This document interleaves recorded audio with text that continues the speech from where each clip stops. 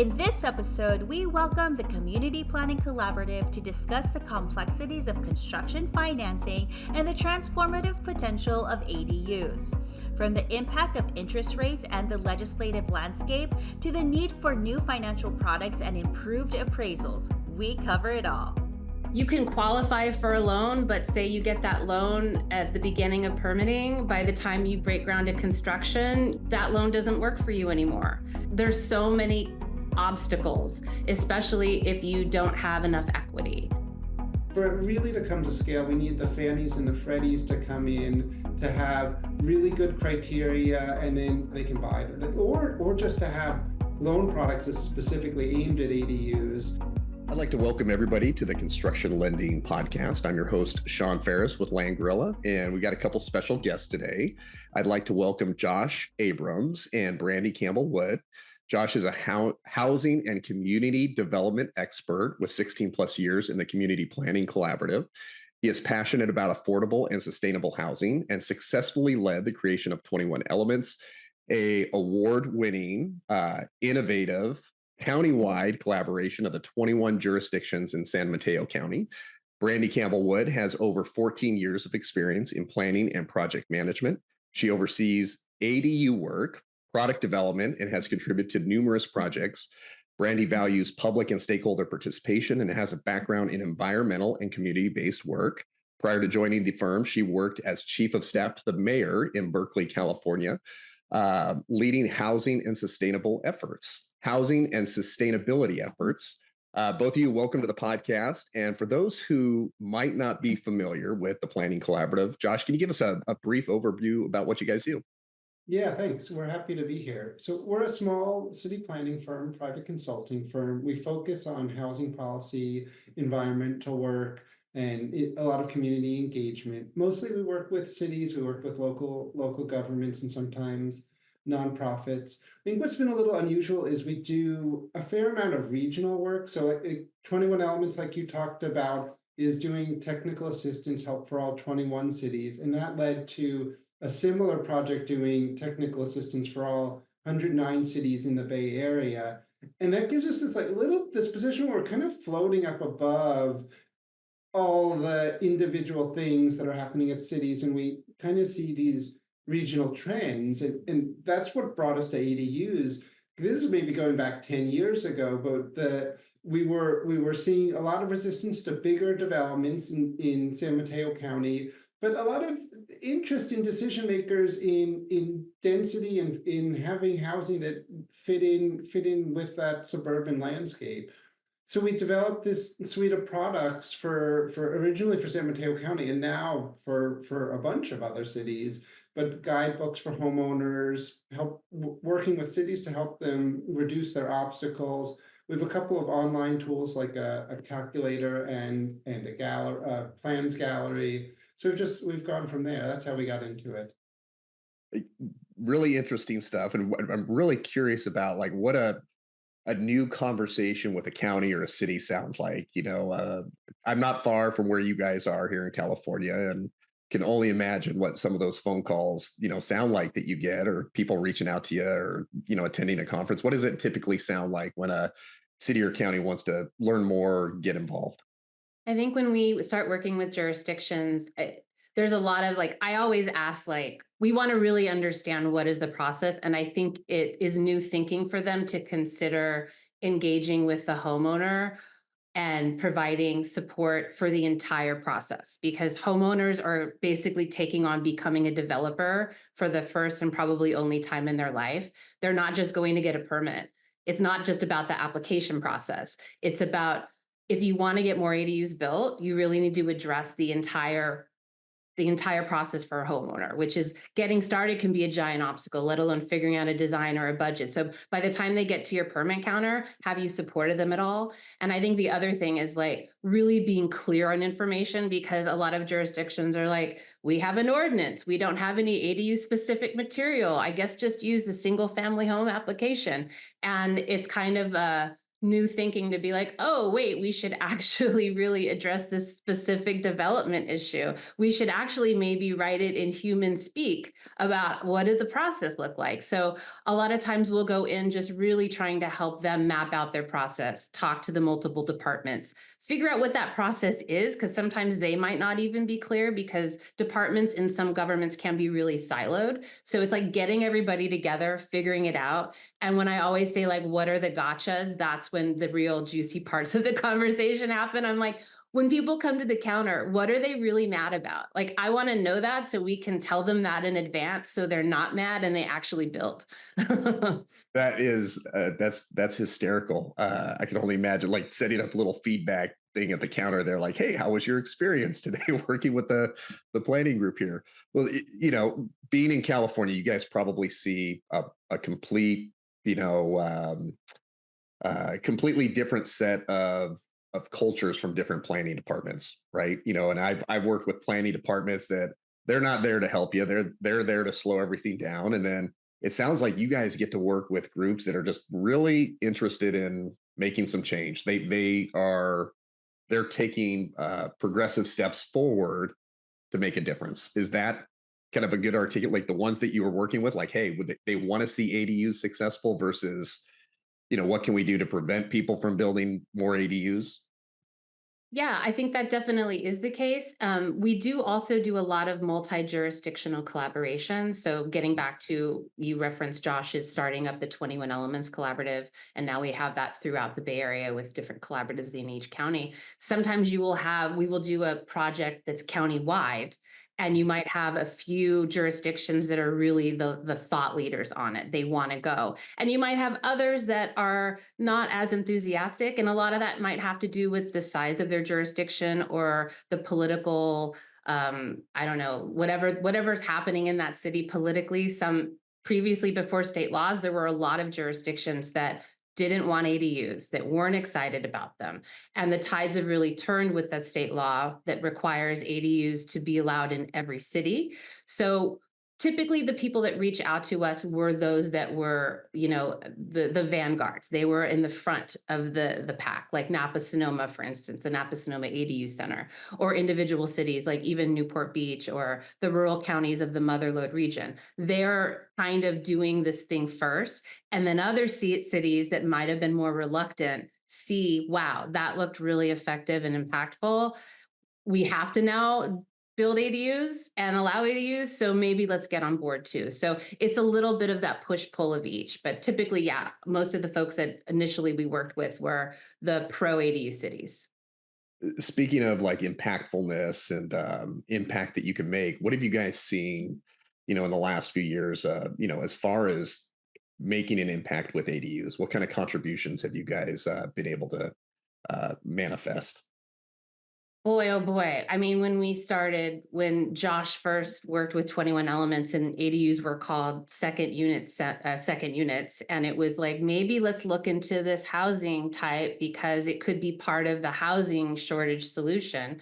I mean, we were really, really behind. And in that past 10 years, you're seeing not only all of these laws everywhere, pushed forward by the state of California, but all of this amazing public information sources. So like websites and guidebooks that are really human centered. They're like graphic and big text and gorgeous photos and really explaining the entire process to a homeowner. So like anyone can grasp it and understand it.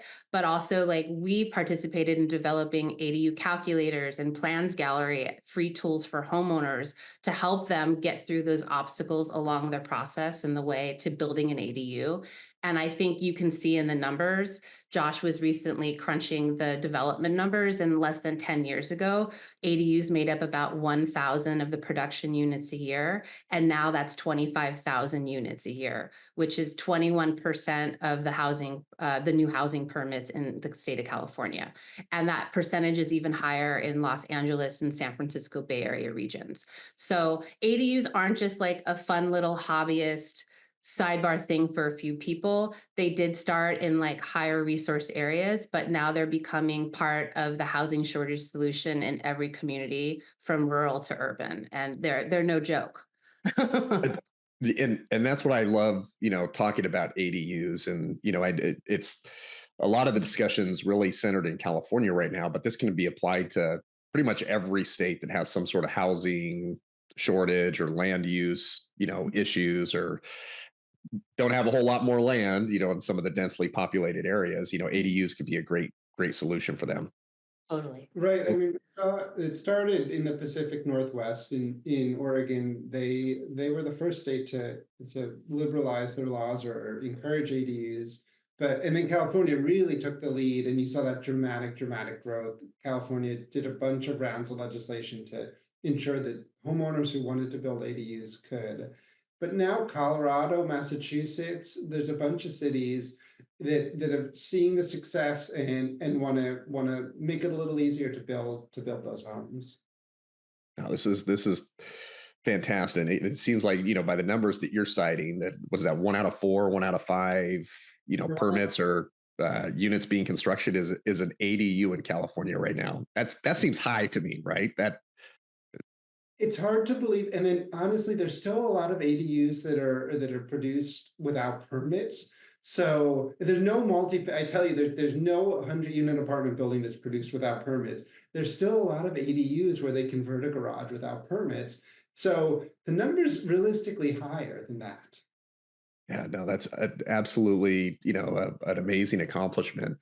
At the end of the day, how do you know how do you know you've won? Like, does every home have an ADU and you get to put the flag up and go to the bar and celebrate? Like, when is it a I don't affordability think issue? How do you guys measure success? It's right. I don't even think you need it. There's so much existing housing stock that even if 10%, even if 5% had ADUs, that would be a huge amount of new housing. So I think that's one way to think about it. Because sometimes people are worried about like how much will it change the neighborhood. And it's like even with this really dramatic growth and like a lot of the new housing in California being ADUs, it doesn't actually on the ground feel that different. Like it's someone converted their garage and like 5 blocks away, someone else put up a little cottage in the backyard. Um, yeah, the success is. I think it's a little hard to measure. We have all these products that we know are really useful. We've done a ton of user testing.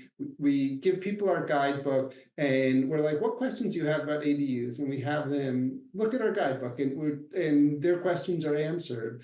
And then we know we get in cities that print them. We get thousands out through the library or through City Hall. So we know, but it's also it's a hard to track thing. It's hard to track what are the different factors that people that are convincing people to build. There's so many. It affects your life in so many ways. It's this house in your backyard. It's your mom moving in. Do you want to live next to your mom? It's rent. You're now a landlord. Whatever it is, there's so many factors. We did see when we started working in San Mateo County, we did see San Mateo County's ADU production go higher faster than other counties. But now so many counties are doing so much, it's hard to attribute it to any one factor. Well, what would you say the big things that have changed that have made ADUs even possible in California? I know there's been a bunch of legislation, and I think that's a big part, the conversation. And then when I think about your organization, I think it really sounds like you help communities operationalize the opportunities for ADUs. But what would you say are like the biggest changes that have happened that allow ADUs to move forward? I mean, the state laws opened it up, right? And then that led to so many other things, including, grant funding. So the financing then is following. Whether we had a state grant that was $40,000 for qualifying homeowners. That was huge. So there's now this kind of like, okay, let me even step back. We had 30 years of not building in California, and that's why we have a housing shortage. And we're making up for it and trying to make up for it using a menu of options. So ADUs can be a part of that. And I think now that the state laws have mandated cities to allow them, then everything has been flowing since then. So you have different disciplines contributing to this being a real viable housing solution. And then people get educated about it. Like homeowner education is huge. When people learn that, oh, wait, I can do this. And even now, you can actually build a detached ADU in your backyard and a junior accessory dwelling unit internal conversion in your home. So the laws have now caught up with the public information, and there's more financing options, and people are being more plastic in their thinking, including lenders. So it's all kind of coalescing together to this being back to being a housing typology, because ADUs aren't new. They're old typology, and over time zoning stamped them out in single family neighborhoods. So now they are back. The granny flat is back, and it is actually just as viable as it was initially. So I think that it's just a combination of factors that are moving this forward, and it kind of is exponentially growing. I think of it like the state and local governments, they did the policy landscape to allow ADUs. So they kind of set the table, now ADUs are allowed. And then it's really the private sector that has to build the ADUs. And what's happened in Southern California in particular, where there's more of the ADU growth, is there's this great marketplace. People will come to your home and do a free assessment. People will advertise, and enough people now know someone that built an ADU that it doesn't feel they can talk to their neighbor, they can talk to a friend or someone at church. In Northern California, the market is not so established. It's still healthy, but it's not. Prices are higher and it's not as competitive.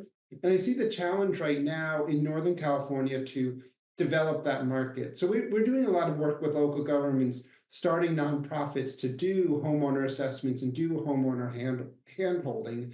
But I would love for that to be passed off to the market. And then the government can focus on making sure low-income homeowners have access and like more filling around the edges. But it's the challenge is, and Southern California has been successful, but the challenge is to build that private marketplace. So builders and lenders and everyone else involved in building housing can help get more ADUs. Oh, that's great. I almost think this question is like inappropriate this time, given the amount of success and almost 1 out of 4, 1 out of 5 permits and units being constructed is an ADU. But I would say, well, what are the challenges that you're seeing today in getting more ADUs out there? Like, are there challenges? It's still really hard. I don't know. I don't know. Brandy's shaking her head up and down like this. Like, I mean, that's a big nod, Brandy. What? There still are challenges. Like what? The financing is huge. Okay. It can, even if they're, you can qualify for a loan, but say you get that loan at the beginning of permitting, by the time you break ground to construction, that loan doesn't work for you anymore. There's so many obstacles, especially if you don't have enough equity. So financing is this whole other third rail, let alone affordability, right? And you still have, even though there's these state laws, you still have jurisdictions that are lagging behind. There still are subtle ways where things are being not at, like processes can take a really long time. So there are rules with, you have to do reviews within 60 days according to state law, but we've heard from so many places that might not be happening. And sometimes it's not due to the jurisdiction, it can be due to the utility companies that have to sign off on final. So there are still obstacles, either to just getting started, or you're in it and you realize you can't fund it, or wow, it's going to cost you $60,000 more than you thought, or wow, this permit is taking 2 years. I don't know, Josh, you probably have some other thoughts on that, but there's a lot. Yeah, there's a bunch of categories of barriers, and cities and the market really need to address all of those. And I think Brandy was hinting at some of those. There's information barriers, like people just don't know what to do, where to start. There's construction costs. The construction costs, I think, is probably the biggest single thing. I know my mother and stepfather went down the path of wanting to build an ADU and stopped because it was just prohibitively expensive. And they didn't a lot of the ADUs that people build now are for family members because you do it, you have to do it. But financially, particularly in Northern California, it's you get your money back maybe when you sell, but the cost of construction is a barrier. And then there are financing barriers also. It is hard to get we can talk more about that, but it's hard to get a loan, and there's issues there. And that's what our audience is. When we think about the construction lending podcast, we're speaking now to the lenders that are out there, the people that are in the trenches, trying to figure out how these loan programs should work. What's getting in the way? Why can't we do more? I think when I hear financing, I think the two biggest thing is, one, interest rates are high. And we had that massive refi boom where people are sitting at 2-3% interest rates, and they're not going to want to refinance their mortgage to 6-7% today. And it financially, it doesn't make sense. Even if interest rates came down into the fives, they're still not going to want to give up their primary mortgage to refinance into that. So I think of like just a great, second mortgage or a HELOC where somebody can do that, and which is usually reserved for community banks or, credit unions to be able to offer those types of loans, and less mortgage companies. And when you think about mortgage companies, mortgage companies can really do that at scale, but it may be, a decade before we see mortgage companies get in there. So I would say high interest rates today are probably like the biggest driver, and lack of a market on the HELOCs and second mortgage side. But what if you could just snap your fingers, what would you like to see on the financing side? Like, hey, what big change would you like to see? Somebody setting up shop and offering these loans at a market. Like, what are we talking about? It's totally what you said. It's a challenge because a lot of people have these low primary mortgages, and they don't want to upset it. So we really need products that fit into that, where people can get a loan, but not have to refinance their primary home. That's one of the challenges. I think the environment is inherently hard because we're talking about you basically, to qualify, you either need to be you need not either, you need to be both, have enough income and enough equity in your home. And because ADU construction it's so costly, you're just not seeing that many people who qualify. And also because really a lot of the ADU builders they're like 65. They're a little bit older. A lot of them are retired, and their incomes are going down. So it's a challenge to find people. It's a challenge to find people who qualify. Specifically, there's a couple of things. There's work that needs to happen with appraisals. It's happening. HUD's coming out with new guidelines. A lot of these things are in process. Mhm. Been really hard for appraisals to find comparable properties. They can't historically use recent sales, or it's difficult to use recent sales. So there's a lot of work with appraisals, that it's even to find a qualified appraiser who knows ADUs. That can be challenging. So that's one area. Of work. Another is actually, what's nice is there's work for all these different sectors to do. The MLS is actually a problem because most MLSs, California aside, don't have a flag for ADUs. So the appraisers and everyone else can't really can't do the comp work, because you can't search. So they're called all types of different things. Sometimes it's just in the notes, sometimes it's called a duplex. So the simple change of having good data where you have a checkbox to mark if it's an ADU, or have a couple ADUs, because in California, like Brandy was saying, you can have multiple ADUs. So some work from the MLS. Cities also have some work. You can't, unless there's really clear city records that show that ADU is legal, you're not going to be able to. If it shows the garage is legal, or that you're allowed to do the ADU, that's going to be a barrier to loan. So making sure the city records are good, and the cities making sure they're permitting ADUs because you're never going to get a loan on an illegal construction. So there's all these different areas, and work's happening. It's just slow. Like you said, the most of the work it's kind of the smaller banks or the regional banks or the credit unions that are experimenting, that have portfolio loans. But for it really to come to scale, we need the Fannies and the Freddies to come in, to have really good criteria, and then those they can buy, or just to have loan products that's specifically aimed at ADUs, and they can be bought, and then the market will just work better once those can be bought and sold and bundled. And I mean, your audience knows this really well. And I'll add that Reno Choice is also, a lot of folks are really excited by that product, and also the AVM HELOC. So being able to have a based on as complete value, particularly if you can include estimated rents, but that gets back to the appraisers. So once you have the appraiser guidance from HUD that will include estimated rents, like Josh was talking about, and really help them evaluate the property with the inclusion of the ADU, like realistically, like what we're actually seeing as value, then those HELOCs will be better. So it's like both sides of it, and we need more of them.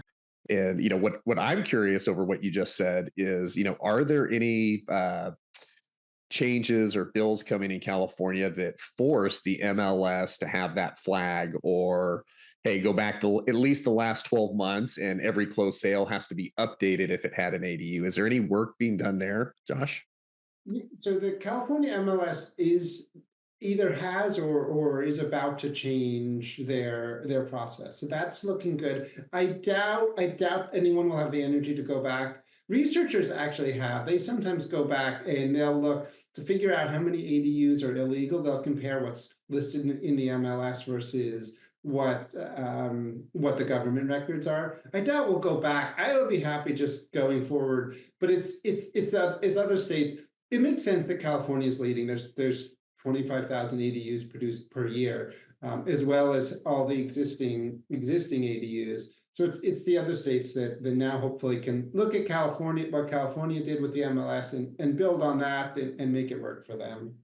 Well, I absolutely love this. It's just, I'm still just blown away by how many ADUs are now starting to pop up. That's even my wife and I have been looking into it, and went on our city's webpage. We were trying to say, like, okay, this doesn't seem too bad, and yeah, the instructions are pretty good. This is getting exciting, and we've if we're lucky, maybe in the next year or so, we'll have an ADU in our front yard. But as you look forward, you see this impact that, I'll go with deregulation. At the end of the day, state steps in and says, hey, we're going to cut all this red tape out. We're going to, prevent these things from applying to ADUs. Where do you see this? I mean, or do you see this going as a movement into the future of California, where we're going to see more deregulation in housing that can push manufactured housing forward, or some other type of housing? Do you guys see any potential there? It's been really hard to get other legislation that's been as successful as ADUs. That's a whole show in and of itself, why it hasn't worked. In my mind, it really comes down to the compromises that you're willing to make. So California has passed a ton of bills about making it easier, cutting regulation, but they're almost always unwilling to make really hard choices. So they keep very high labor union rules, or they keep very high environmental rules, or they exempt a lot of areas. In the end, when you go look into the details, it's just not as sweeping as it seems in the press announcement. And so I think for whatever reason, the ADU legislation didn't really have those carve outs. It was just a very clean pro-housing legislation. I don't know if people are going to, if legislators are really going to be able to make those trade-offs, to really give up on other things that are important in order to get more housing production. I mean, good paying jobs are really important, but at the same time, it makes it harder to build. It makes it harder to build new construction, and it's an audience that you're going to piss off if you get rid of union labor rules. So I don't know if I think that's it. it's not the lawmaking, it's not the volume of bills. There's a lot of bills. It's the willingness to make the trade-offs in those bills that I think is the reason that everything else, all the other types of housing haven't taken off. The legislation hasn't been as impactful. Well, that's interesting to hear. I mean, there's just been so much success with ADUs, and you just want to copy and paste, right? And this journey from ADUs that started really years and years ago. It seems like right now the benefits are starting to become more visible. And if we think about the housing crisis, I always think of California as ground zero for that, and just Yeah, I mean, it's a serious threat to California's economic and general well-being, the cost of housing. Because like in terms of natural amenities, in terms of so many things, weather, we've got it really good here. And yes, it's not that there's not problems. Of course there's problems, but it's really, like you said, it's housing costs that drive people out. And if we can tackle that one, I think we'll be a much healthier state. what type of housing would you like to see tackled next? If ADUs, like, hey, making a lot of progress there, where would you see the story start to head? Maybe missing middle. So missing middle talks about these like duplex, triplexes, quads, which again used to be really common, and zoning kind of got rid of them, stamped them out. California's trying to get them back. They're great because a lot of big investors don't want to mess with like a triplex, but a homeowner, you're willing to put up with some shenanigans. You're willing to rent it out, those other two units, to because you're on site, you can manage it. They work really well. They fit in, good design. They can fit right in with an existing single family neighborhood. They're inherently, like ADUs, they're inherently more affordable. So maybe the next logical step is to push away at those missing middle or duplex, triplex, quads. And then, I mean, the harder one is the large multifamily buildings. California's trying, local governments, the state's trying, but there's just a lot more trade-offs in it, the compromises that you're going to have to make for those bigger construction projects. And I think connected to that, the missing middle, like it goes hand in hand with single family exclusionary zoning, basically. So having that single family zoning established quite a while ago really contributed to low density areas in a lot of cities. And my favorite, most vibrant cities have a combination, right? You have a corner market, you have like a lovely, fourplex, gentle increase of density. I think we need to see those missing middle types, and these zones need to allow that. And that's, we're seeing that. I mean, Berkeley was the first place to have single family zoning, and they got rid of it this last year. So I think we need to see more of that. That doesn't mean that, there's also a big fear of like, well, what if the big cookie cutter, giant, weird apartment buildings move back in like they did in the 70s? And it's like, well, we have objective design rules for that. I think there's a nice, healthy new path we can forge where we have larger density in these low density neighborhoods where it still feels very, neighborhoodly. And I think that it's the typology plus the zoning that have to come together. Tell me about for those that have never heard the term missing middle. What does missing middle mean? It means that it's really easy, and there's a lot of single family homes, and there's a lot of large apartment buildings. But the middle, like these 2, 3, 4 unit cottage clusters, all those things, they were around for many decades. A lot of them were built, but in recent years, in recent decades, none of that mid-size, mid-form buildings have been built. So that's what we mean by missing middle. It's not necessarily middle income, though that's an issue too, and they do tend to be more affordable, but it's not single family homes, and it's not a large apartment complex, like 2 to 10 units or something.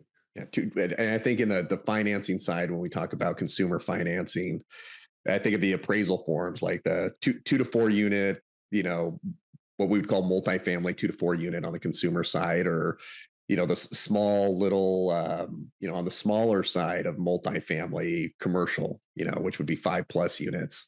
But it does sound like that's a logical step. Hey, if it's zoned residential, you could do, single family residential today, you just do away with that and you let them go up to 4 units. If you could make the design elements work and it's not sitting on an easement or blocking somebody's driveway, let them go with it. That can make a pretty big impact. The ADU law is kind of doing that in the back door, because they're now, I mean, the latest from HCD is that it can be 2 ADUs and a JADU on your property. So essentially you do have a 4-unit multifamily housing property on your single family lot. So it is kind of weird. It's just like, we'll do it through this legislation, but we're not going to call it that. And this is, when we think you've got a product background and I've got a product background, and for those that don't know what a product background is we kind of figure things out and how to solve a problem. When I hear all of this, it just sounds so logical, and there's this like proof of concept happening with ADUs. And we take ground zero of California and show how it can make an impact, and then we go on and tackle that middle market. I just think that that's just so logical. It's going to take some time, but logically it makes sense getting there. Totally. We've been building this ADU plans gallery to help homeowners find plans, particularly pre-approved plans if their cities have some. If not, just get connected to architects who are selling plans. It's one step in the process. We've been spending a ton of time and money on it like the last couple of years, but it's now ready. It's at all our ADU stuff is at aduaccelerator.org. So I love, in terms of work products, I love that one. Yeah, we love that one. And I'll say it has prefab and site built, and there's dozens of plans, and we're hoping that it really helps jurisdictions help their residents find a design and build an ADU sooner. aduaccelerator.com. .org. .org. Ooh, I got to change that one. .org. Which leads me to my last and final question. Have you ever, or do you intend on adding an ADU to your own property? I lived in an ADU in grad school. It kind of was the classic, like there was the building in the front and then the garage was converted, and there was like I lived on top of the garage. There's a little like compound back there. I loved it. It was like my own little space. It had windows on all sides. I didn't need a single family home. I didn't need a big thing. So I loved it. I was saying that my mother and stepfather, we went through a long process and just decided it wasn't financially possible. My yard is so, I looked into, it's just so small. My backyard is like 200 square feet or something. It's a tiny little backyard. No, I'm an evangelist, but I don't think I can build one. It's on my wish list. So we are just recently upgrading from a 2-bedroom, 1-bath to a 3-bedroom, 2-bath. And the next step for me is an ADU. And I haven't fully told my husband that, but that's the goal in my head. That's the 5 to 10 year, fit it somewhere, even if it's a small one. I would love it. And yeah, I want to live the ADU lifestyle as much as I talk about living it. Does he listen to podcasts? He will listen to it, I'm sure. Surprise. More headaches. We're finalizing our renovation. He has enough on his plate. Oh, that's fantastic. Well, I can't thank you both enough for being on the podcast. Now, if any of our listeners want to get a hold of you guys at the Community Planning Collaborative, like, what's the best way for them to do that? Visit our website, planningcollaborative.com. You can also visit aduaccelerator.org. All roads lead to us from both of those places. All right, fantastic. Well, thank you again, both. Hope to have you on the podcast again in the future, and can't thank you enough for being on here today. Awesome. Thank you so much, John. This podcast is intended for educational and informational purposes only and does not replace independent professional judgment. Land Gorilla Inc. makes no representations, warranties, or promises for and disclaims any express or implied warranties related to content. Before acting on any information, you should consider the appropriateness of the information as it pertains to your unique business needs.